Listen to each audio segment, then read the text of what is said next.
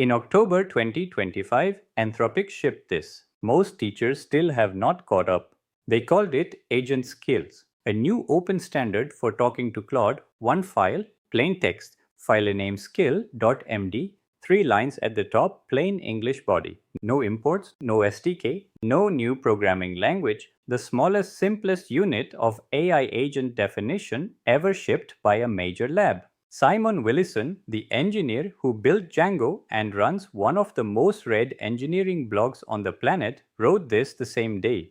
Word for word, Claude skills are awesome, maybe a bigger deal than MCP. If you do not know what MCP is, that is fine. The point is, the people paying attention saw something most teachers missed. So why did this matter? Because every AI agent framework on the market, LangChain, AutoGen, Crew AI, all of them was solving a problem that Claude itself was about to solve natively. When the model itself handles the loop, the tool calls, and the orchestration, you do not need a framework to bolt those on top. You need a file telling Claude what you want.